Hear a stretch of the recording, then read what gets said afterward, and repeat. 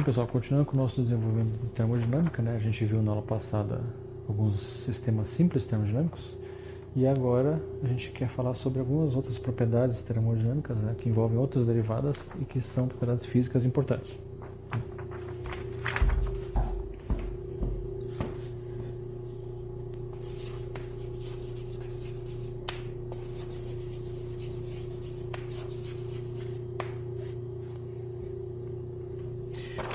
Então,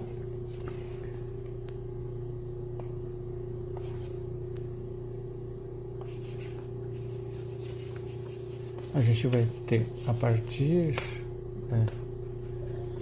das derivadas de potenciais termodinâmicos, propriedades importantes. A gente viu, por exemplo, temperatura, pressão, que são derivadas primeiras, mas a gente tem também as derivadas segundas.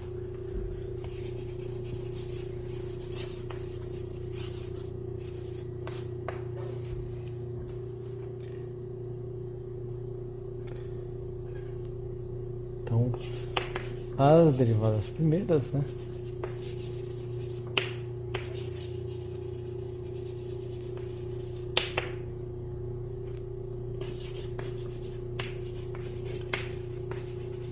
obtidas a partir das equações fundamentais,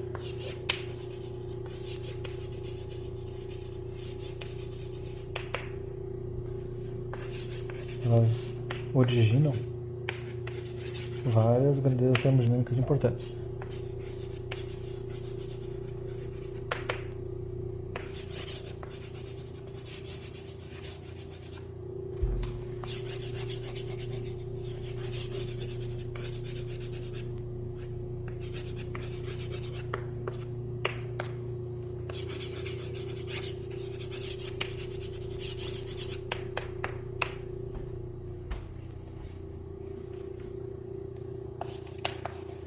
Então, essas derivadas segundas estão ligadas ao material específico em que você está trabalhando.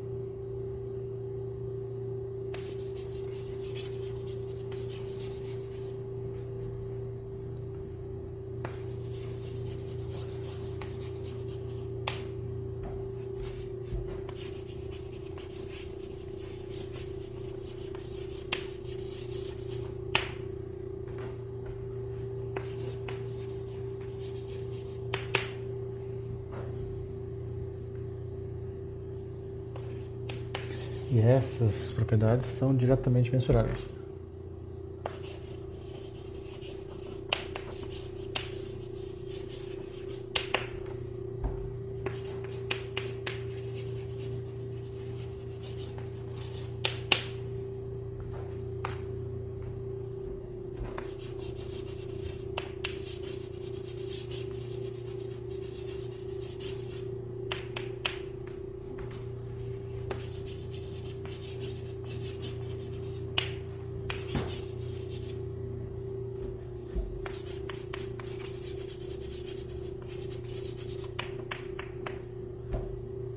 Então a gente tem o seguinte: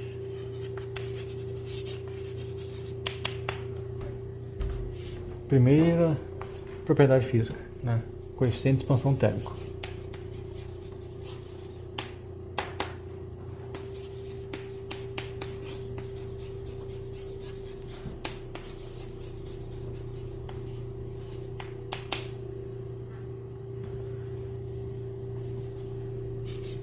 Então, em geral representado por alfa, ele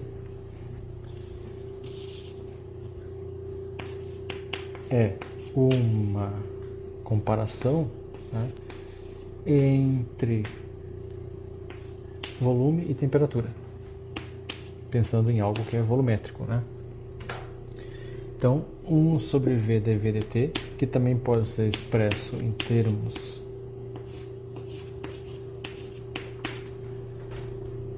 extensivos, de fato, Vzão tanto aqui quanto aqui,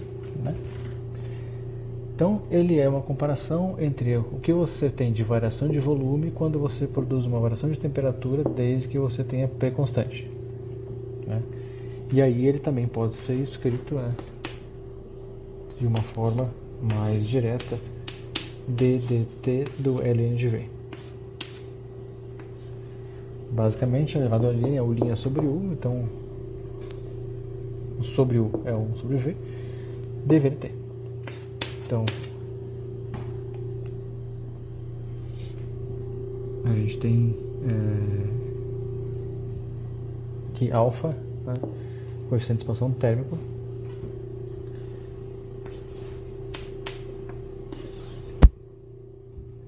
é uma comparação entre variação de volume e variação de temperatura produzida por essa variação de volume produzida por uma certa variação de temperatura, né, e comparado com essa variação de temperatura feito a P constante. Nota aqui que para efetivamente calcular essa derivada, a gente teria que ter V como função de P e T, né, para que daí a gente possa fazer essa derivada. Isso não remete nem à energia nem à entropia, porque tanto num quanto no outro, V é um parâmetro extensivo e é uma das variáveis, né, dessas duas representações. Na verdade, essa conta é melhor feita num outro potencial, que tenha V e T como sendo variáveis, né, natas. De fato, o potencial relevante aqui é Gibbs. Tá? Então, a gente depois vai ver, né, como é que a gente transforma de um potencial para outro, né, mas essa equação aqui, né, esse cálculo é melhor feito, né, quando você está usando o potencial de Gibbs.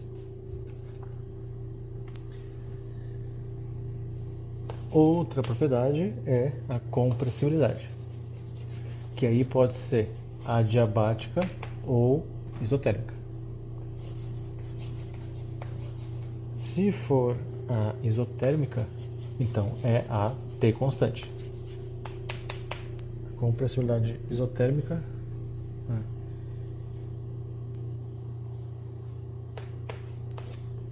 é kT 1 sobre V dV dP.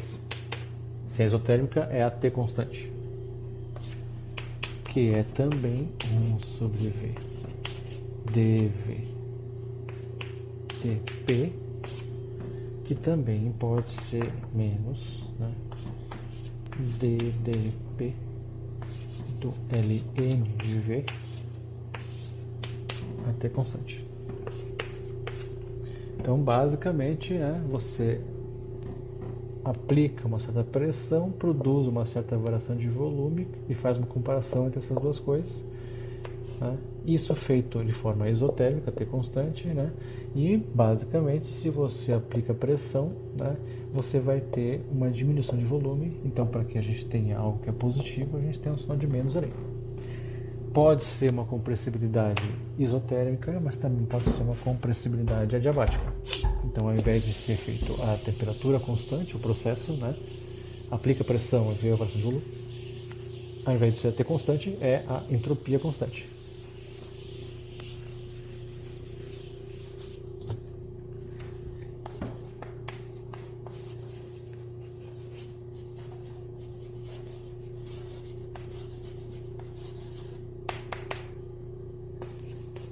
Então, a adiabática é Ks. Definição é parecida. Também aplica pressão e verifica a variação de volume, só que daí no caso é a entropia constante.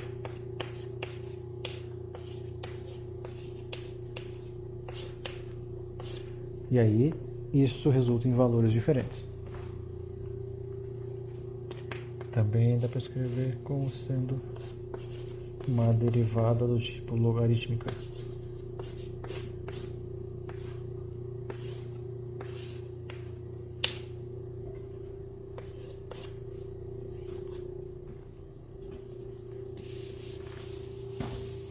Então, pensando na compressibilidade isotérmica, a gente gostaria de ter V como função de P e T, como aqui também.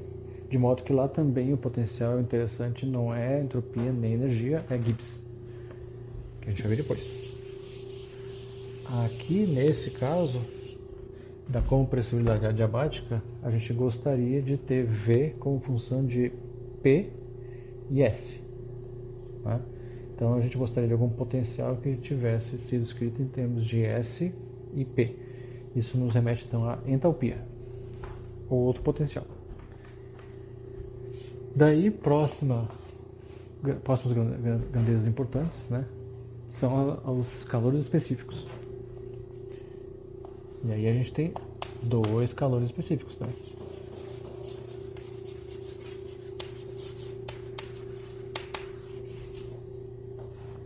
O calor específico molar pode ser a P constante,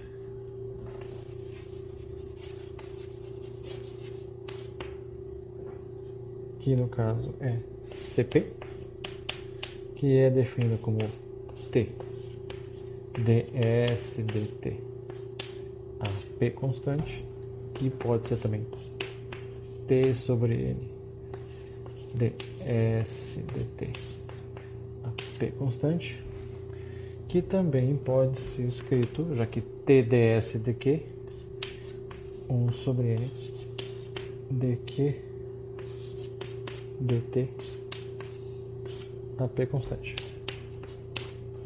Basicamente, né, Cp é uma comparação, né, em quanto calor você fornece e qual a variação de temperatura que produz. Né? E aí, para essa conta, a gente gostaria de ter Q em função de T e P, ou S em função de T e P, né? De modo que aqui é parecido com o que acontece com alfa. E também, né, kT. A gente gostaria de ter grandezas em função de T e P, que remete então a potencial de Gibbs de novo. Isso para o Cp, que é o calor específico à pressão constante. Daí a gente tem o calor específico a volume constante.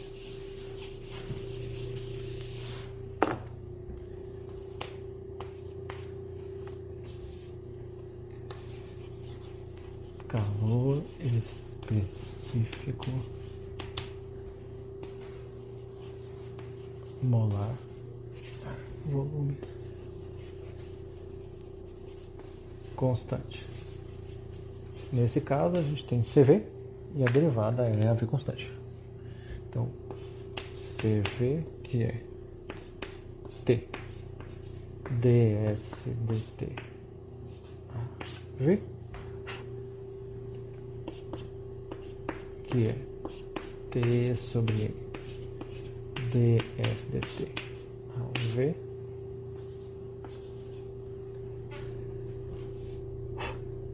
que TDS é dq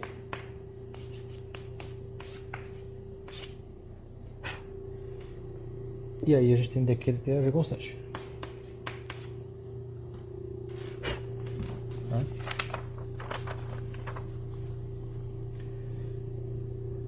De novo, uma comparação de quanto calor você tem que transferir para produzir uma certa variação de temperatura, né, dado que você está fazendo isso a volume constante. Né? Czinhos, seja Cp ou Cv, são calores específicos molares. Se você pegar e multiplicar por N, você tem o que a gente chama de capacidade térmica.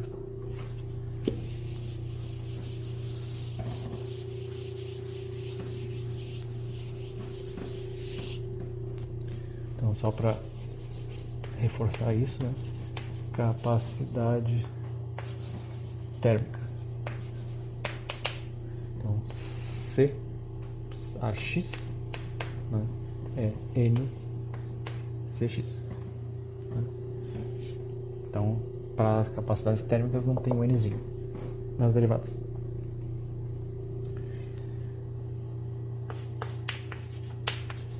Aí a gente vai ver depois, né, demonstrar isso,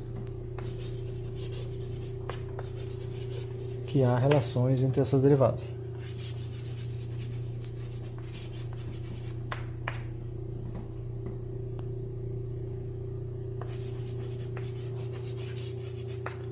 Essas relações, né, a gente pode usar eventualmente, né, para obter alguma desconhecida em termos das outras. Né?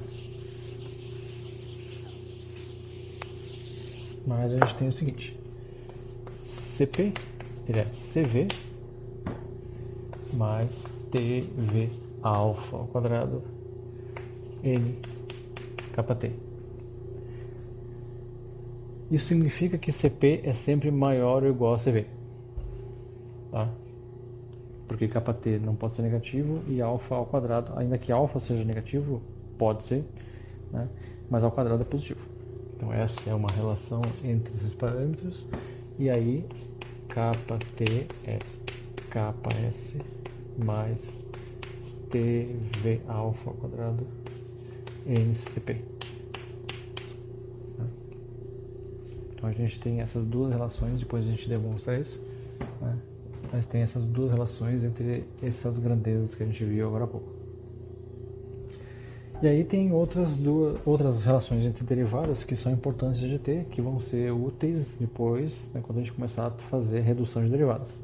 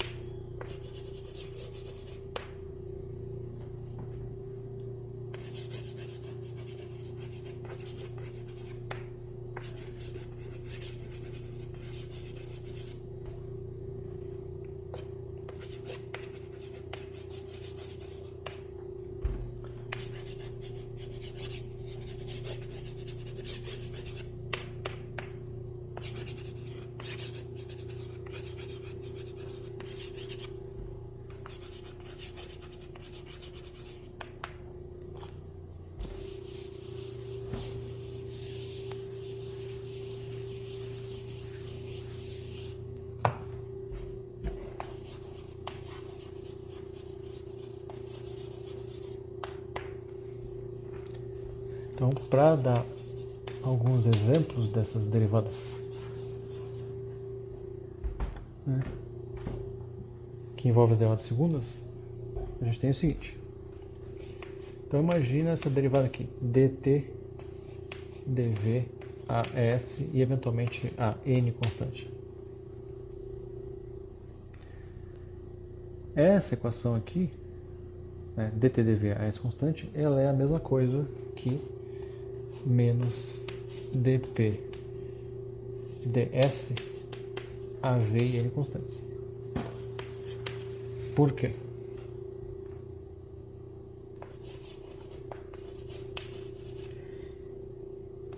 dt, dv, as e n, se a gente lembrar que t, né, é du ds, então isso daqui é du ds, que é feito a v e n, né, e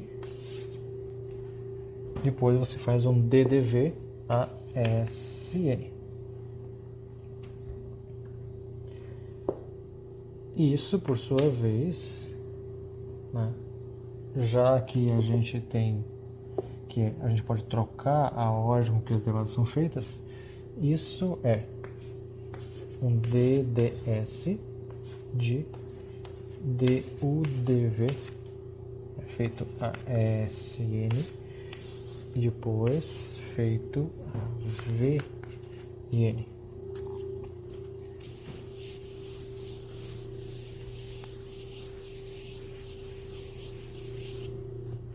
Mais dudv menos p. Então, dt dv asn, né, é um dds de menos p feito a v e n, ou seja, menos dpds a v e n. Isso é dt dv a sn. E aí, eventualmente, a gente pode precisar, né, de saber, por exemplo, quanto é que vale dtdv, podendo trocar para dpds, ou quanto é que vale dpds, podendo trocar para dtdv.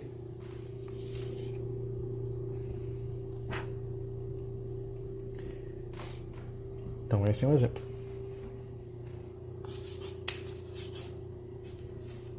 Existem outras, né? Outro exemplo, né?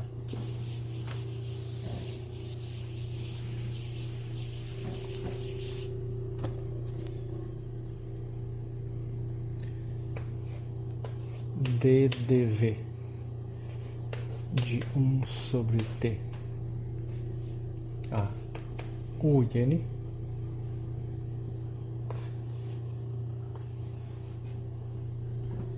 isso é igual a DDU de P sobre T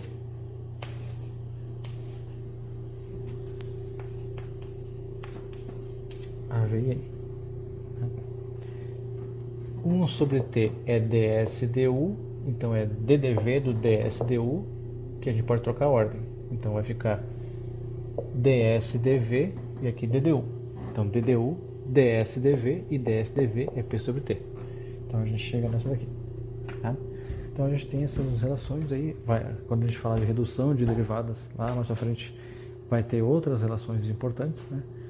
Essa daqui é bastante usada, né? A 8, né?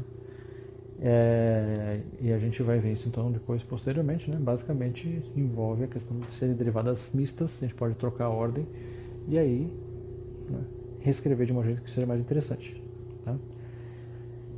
Então, próxima aula a gente vai pegar e fazer alguns exemplos de aplicação dessas ideias que envolvem as derivadas segundas, né? Calcular propriedades físicas, né? E usar essas propriedades físicas, porque no processo de redução das derivadas, quando a gente faz a redução, é importante saber até onde a gente quer ir, onde a gente quer chegar. E a gente termina o processo de redução quando realmente a gente chega em propriedades físicas. Então, a gente gosta de expressar as derivadas fazendo o processo de redução, escrevendo coisas como funções, né, dependendo de alfa, kt, ks, cv, cp e grandezas assim, tá? Então, próxima aula, a gente faz alguns exemplos de aplicação dessas ideias aqui, tá? Então, pessoal, obrigado a todos. Tchau!